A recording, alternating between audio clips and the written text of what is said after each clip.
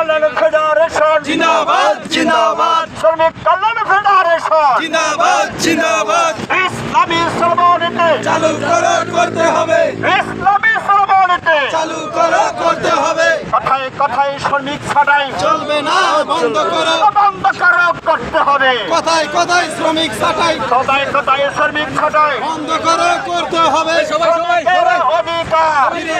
দিতে হবে শ্রমিকের অধিকার শ্রমিকের ন্যায্য দাবি শ্রমিকের দাবি ন্যায্য দাবি